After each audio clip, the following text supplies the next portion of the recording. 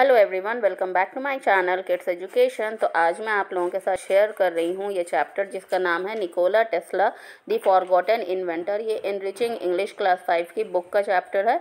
I hope कि आप लोगों के लिए वीडियो यूज़फुल होगा। अगर वीडियो अच्छी लगे तो प्लीज़ मेरे चैनल के साथ जुड़े रहिए और वीडियो को लाइक करना ना भूलें। Have you ever thought of a world where things which we take for granted, such as electricity, the telephone, and medicine, did not exist? Our civilization stands on the achievement of scientists who developed these. Nikola Tesla was one such person. Read on to find more about him. ठीक है, तो क्या आपने कभी ऐसे दुनिया के बारे में सोचा है जहाँ पर वो चीज़ें जो चीज़ें हम लोग बिल्कुल आराम से यूज़ करते हैं वो चीज़ें जब नहीं थी। ठीक है, जैसे कि इलेक्ट्रिसिटी है, टेलीफोन है, दवाएं हैं, ये सारी चीज़ें नहीं थी। तो हमारा जो सिविलाइजेशन है, जो हमारा मॉडर्न सोसाइटी है, वो किसके ऊपर बेस है? ये बहुत सारे साइंटिस्ट और उनकी मेहनत के वजह से जो है हम लोग इस तरह की लाइफस्टाइल जो है वो जी पाते हैं, है ना। इतनी सारी चीज़ें हमें प्रोवाइडेड हैं। We all know about Thomas Alva Edison, the inventor of the electric bulb, but few know about Nikola Tesla today. He was a contemporary of Edison, and many thought him to have been the greatest scientist of the two. Tesla's discoveries were far ahead of his time. He is best remembered today for his invention of alternating current AC, the form in which electricity is supplied to us.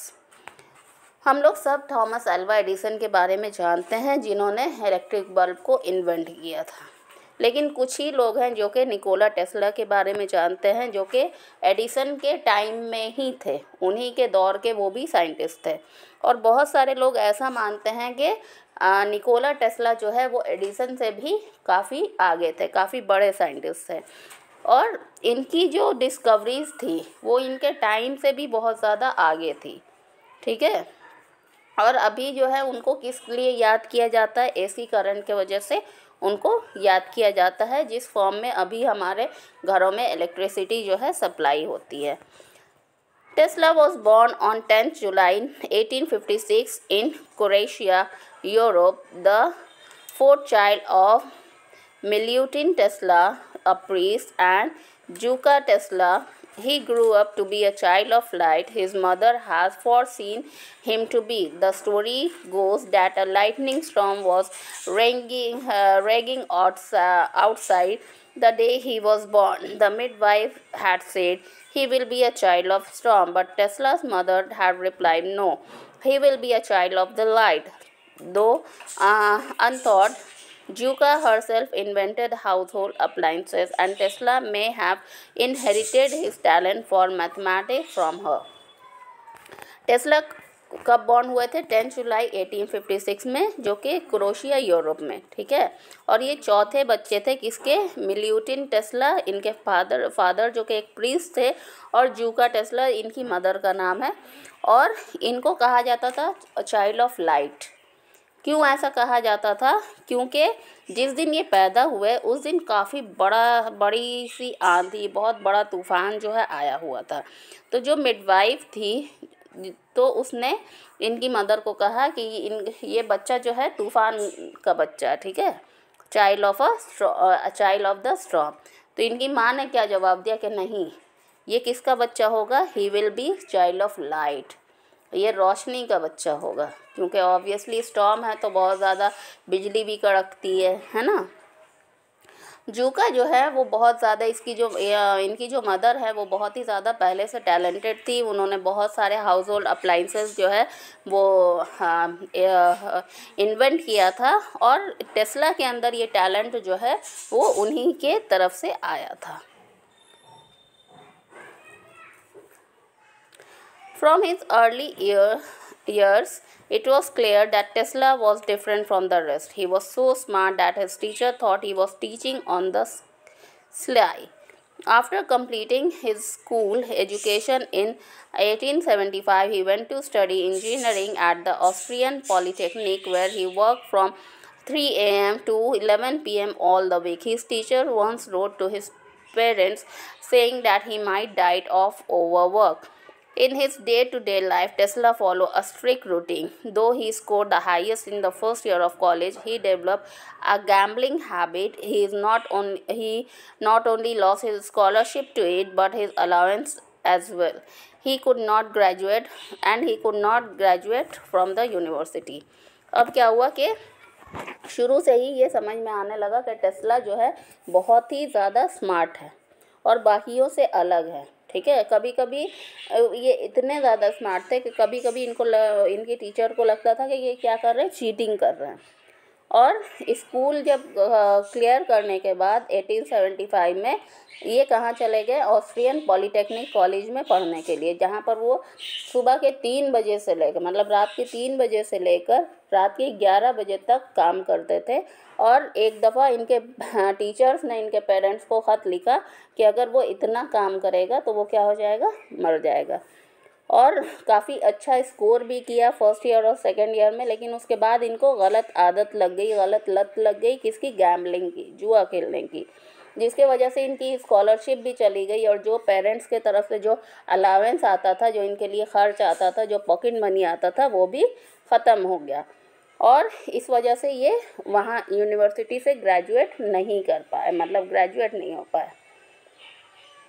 ठीक है। When he grew up to be a handsome young man who always dressed fashionably. His photographic memory helped him memorize entire book and calculate different mathematical problems in his mind. He spoke 8 languages including Serbo-Croatian, Czech, English, French, German, Italian and Latin.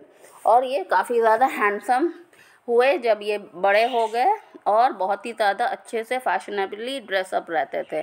और इनका जो mind था वो क्या था, photographic memory था, और वो पूरी की पूरी किताब जो है याद कर लेते थे और बहुत ही मुश्किल से मुश्किल मैथमेटिकल प्रॉब्लम को भी सॉल्व कर देते थे अपने दिमाग में ही। ठीक है।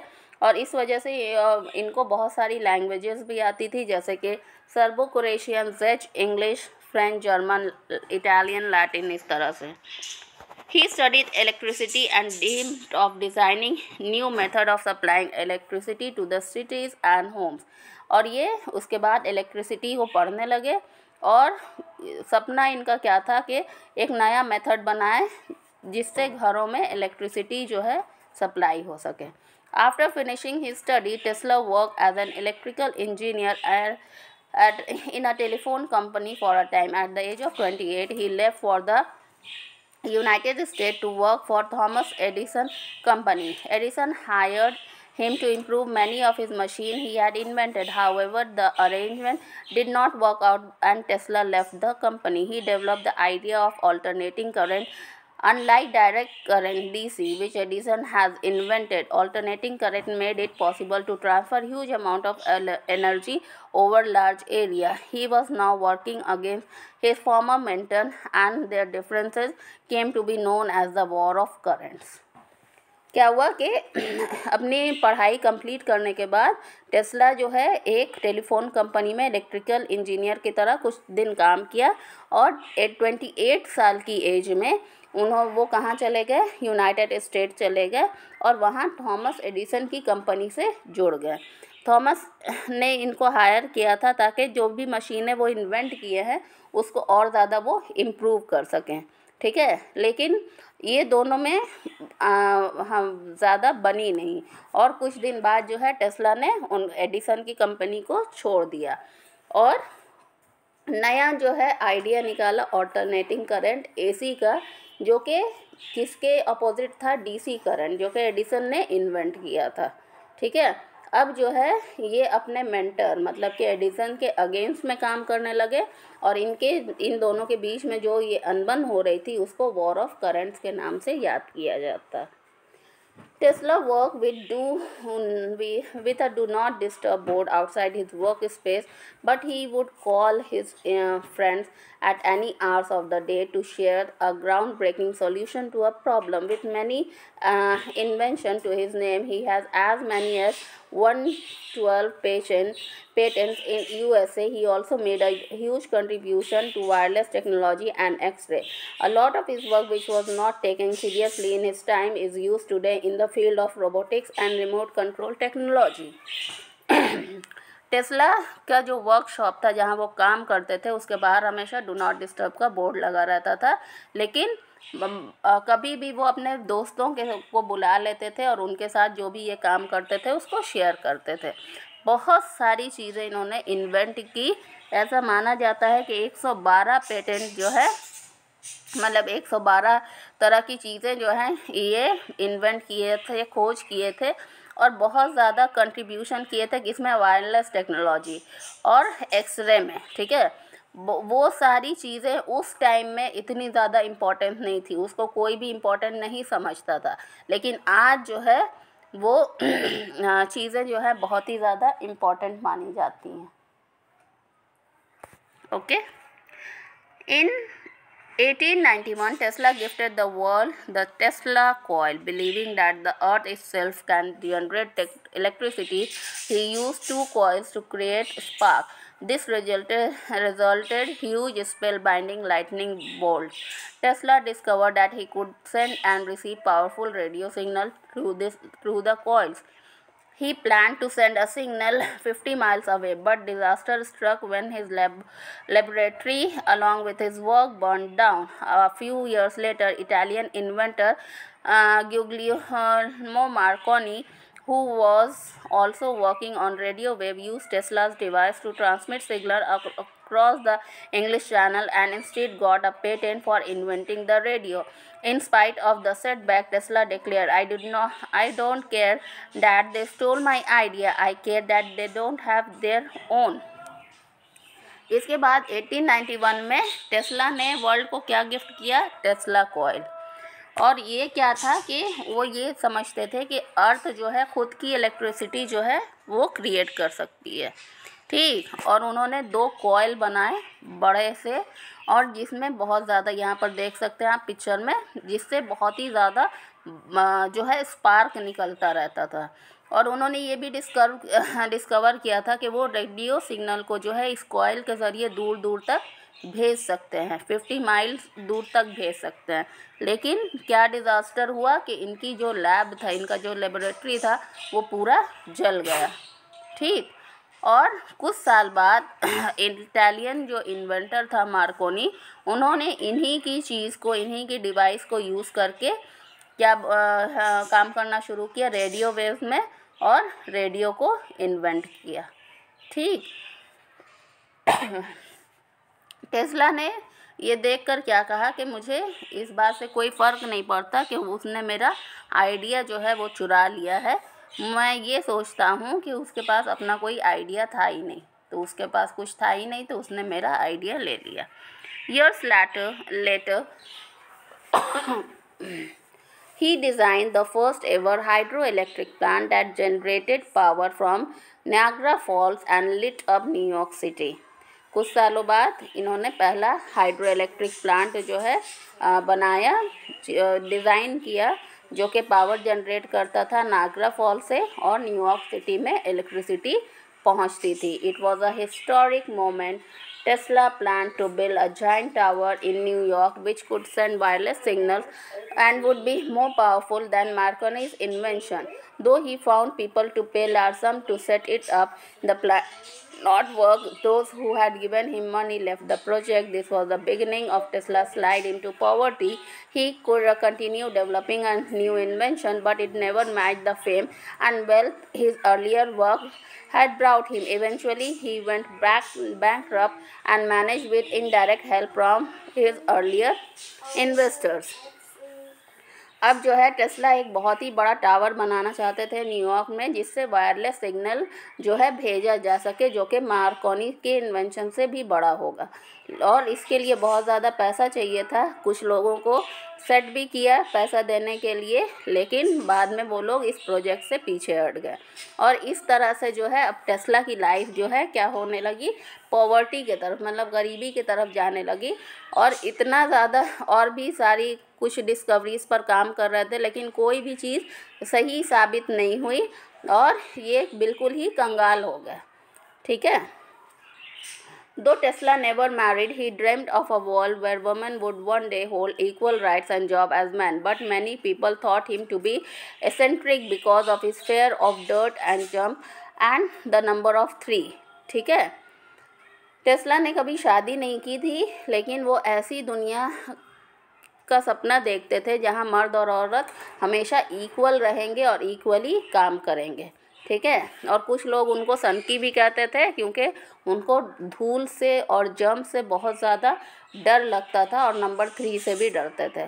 Nicol Tesla spent his last year in a hotel in New York, living his room only to feed pigeons he loved. He would often bring them back to his room and care for them, leading complaints from the hotel staff. Tesla died on 7th January 1943 at the age of 86 in New York, where he had lived for nearly 60 years. Nikola Tesla's imagination knew no bounds, and we owe a lot to this genius inventor who played a big role shaping the world as we know it today.